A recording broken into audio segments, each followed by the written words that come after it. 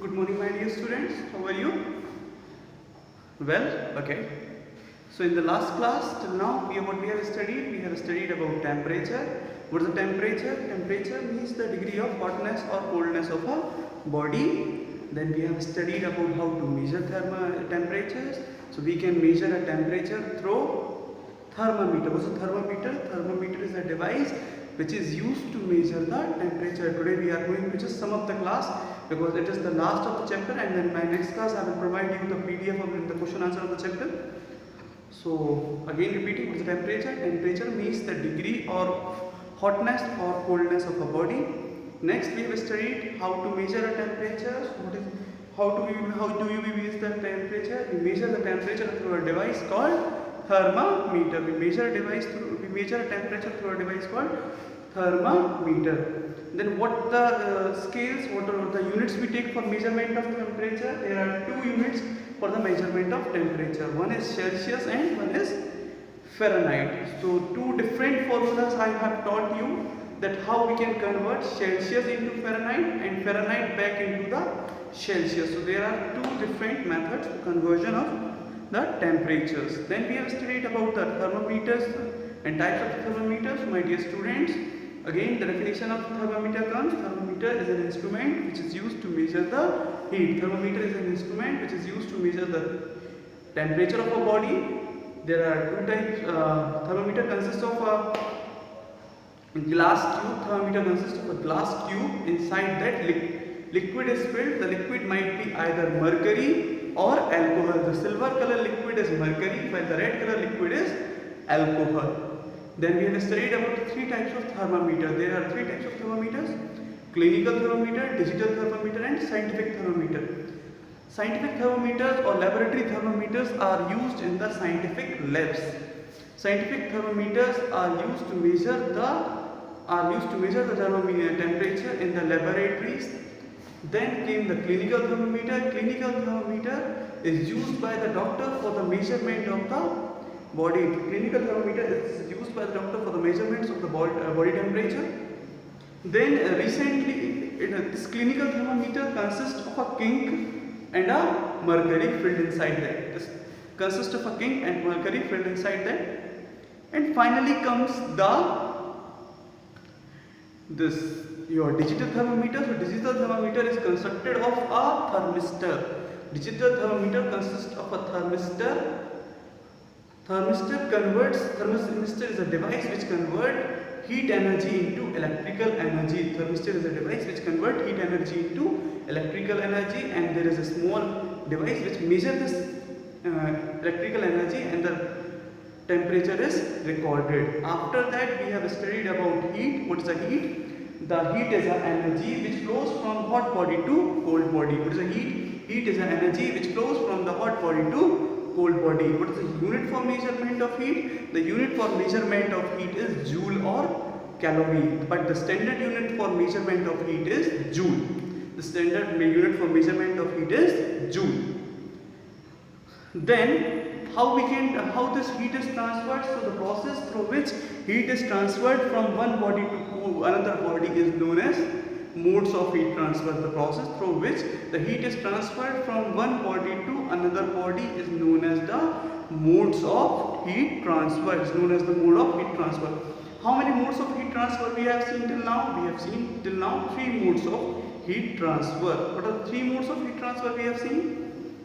Conduction, convection and radiation. The three modes of heat transfer are conduction, convection and radiation. What is the conduction? Conduction is the mode of heat transfer in which the heat is transferred when two bodies are attached to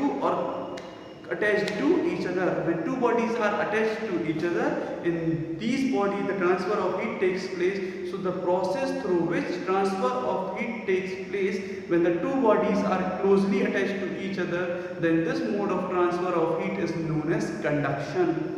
When two bodies, some students were having a problem in this, so I am just clearing their doubts.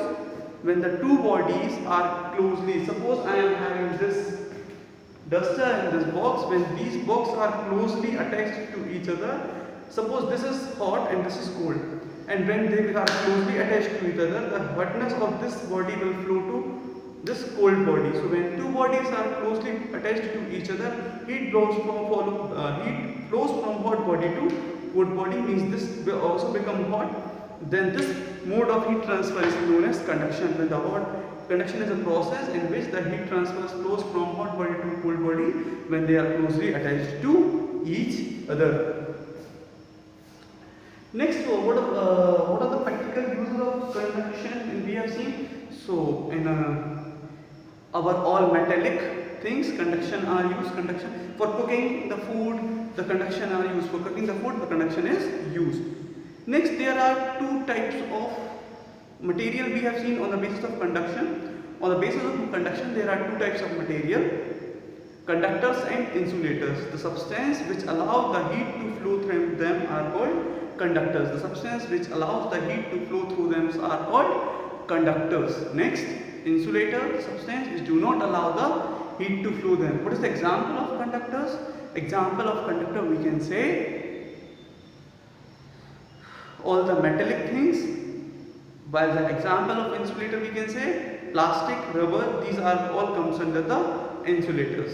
Okay, next we have seen about the conduction. The word conduction was little difficult to it. Suppose we have seen when our mama cooks a tea, when she puts a beaker on the burner, how that water becomes hot? The water becomes hot due to the movement of the particles of water. The water becomes hot due to the movement of particles of the water. Though we can say the transfer of heat in which the mode of transfer of heat in which heat is transferred through the movements of particle of a substance. The mode of heat of transfer in which heat is transferred through movement of particles of a substance. See, all substances are made up of particles. So in the substance, when the heat is transferred through movements, when the particles move from one place to another. When the particles move from one place to another and they carry the heat along with them, then this mode of transfer is known as convection. Again, the definition of convection: the convection is the process of heat transfer in which heat is transferred through the movements of the particles. See, in solid, the subparticles cannot move because they are closely packed to each other. So the convection usually occurs in liquid or gas. The convection usually occurs in the liquid or gas. What is a convection? Convection is a process of heat transfer in which heat is transferred through one body to another body through the movements of the particles. So this convection usually occurs in the liquid or gas. What are the practical applications we have seen in the chapter? The practical application which we have seen in the chapter is land breeze, sea breeze and the room heaters. In room heaters we can see that room heaters heat the surrounding air, and this air moves from one place to another, and when this air particles move from one place to another, it makes the whole room hot. So this is the practical application we can see of the room heater, which comes under the process of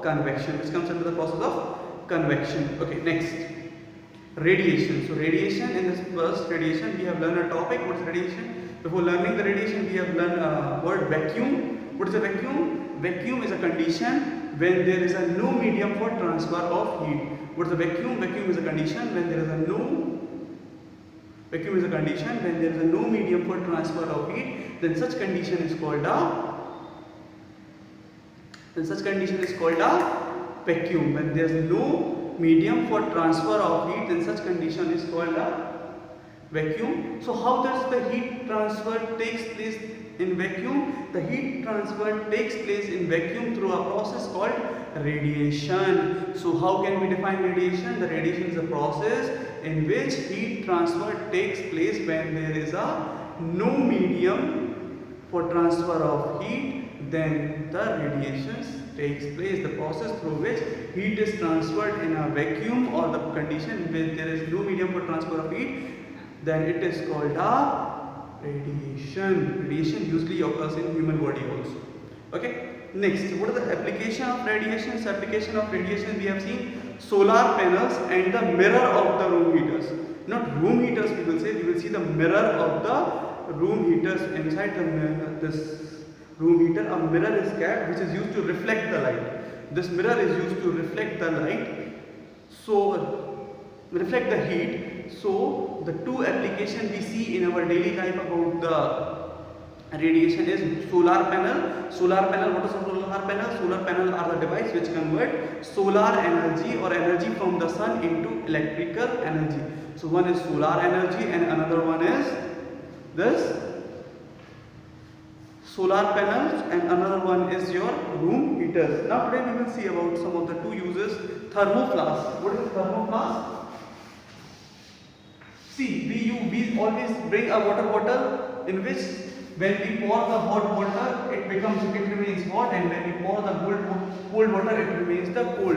Thermos. We also usually in Hindi we say thermos, or we in English we say it thermoflask. So thermoflask is a device which protect heat loss due to conduction and convection. How it prevents from conduction? Because it contains, its inner surface is made up of an insulator. Its inner surface is made up of insulators.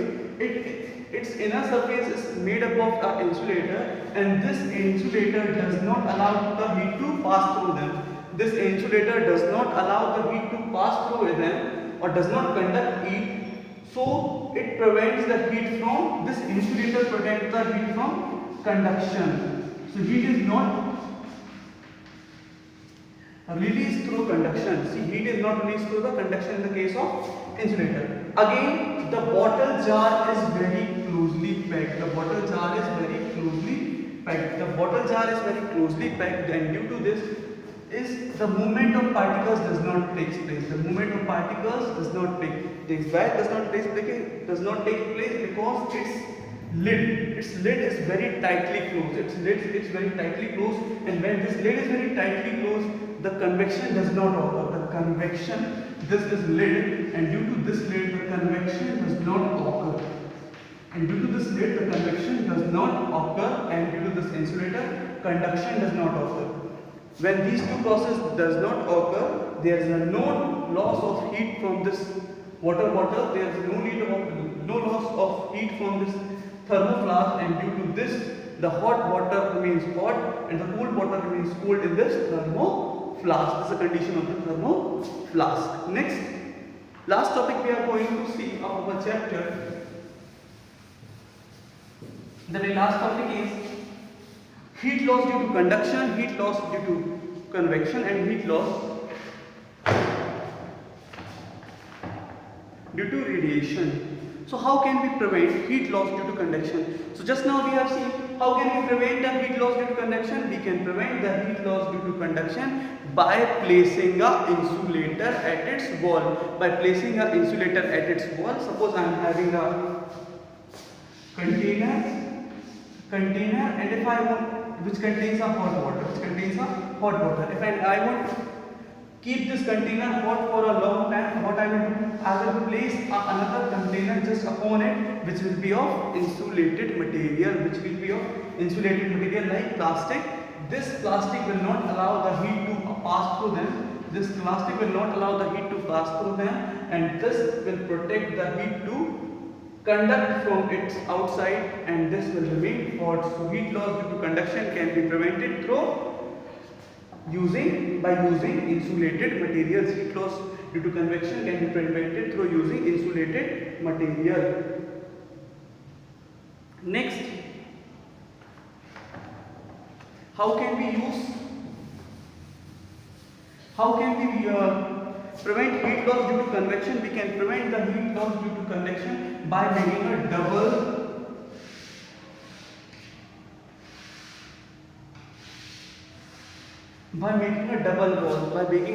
wall.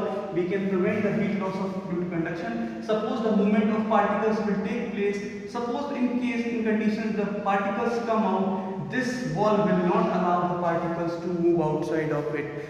One wall may allow the particles to move out, but this wall will not allow, and this will reflect back. And this will reflect these particles back, and this will reflect these particles back to the back again. So this will not allow the particles to move again, and thus this we can prevent the heat loss due to conduction. And in this way, by using double jar, we can prevent the heat loss due to conduction. This is called double wall jar. This is called double wall jar. See these two balls. It contains the water, and these are the particles of water.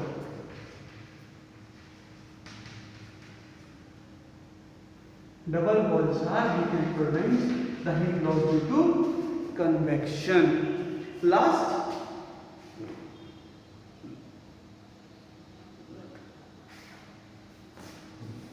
how can we prevent the heat loss due to radiation? We can prevent the heat loss due to radiation by making, suppose I am having a mirror, and I have to protect it from the heat loss. I have to prevent it from the heat loss. What I will do, I will polish it more. I will polish the mirror more. What I will do, I will polish the mirror more. So what will, after polishing, it will become more reflective. When I will polish this jar, when I will polish this mirror or glass, this will become more reflective, and when it will become more reflective, all the heat will be reflected. All the heat will be reflected, and this will prevent heat loss due to reflection. So in this way we can prevent the heat loss due to reflection. In this way we can prevent the heat loss due to radiation. In this way we can prevent the heat loss due to radiation. Okay, my dear students. So there are three ways. For conduction we can use an insulated material. For convection we can use the double jar bottle, and for the radiation we can polish the surface. We can polish the surface, and we can protect the heat loss due to radiation. Last word comes in this topic, very important word is here, thermoregulation. What is the last important word? The last important word is thermoregulation. Thermoregulation. This is an important, very important word. What is the thermoregulation? Thermoregulation is a word. What is the meaning of thermoregulation? The thermoregulation is the process by which our body maintains its temperature. Suppose it's now hot in this room and I am sweating. So through sweat my body temperature is maintained. Through sweating my body temperature is maintained. So the process through which the body temperature is maintained, the process is known as thermoregulation, or we can say the thermoregulation is the process by which our body temperature is maintained. So here, my dear student, whole chapter summary is completed, and in my next class I will provide the videos, and now your homework is to go through the chapters, to learn the chapters well and understand the topics, and learn the question answer of the next chapters. And when I will give the question answers of this chapter in the form of PDF, you have to learn and you have to write down each and every exercise of this chapter. Okay.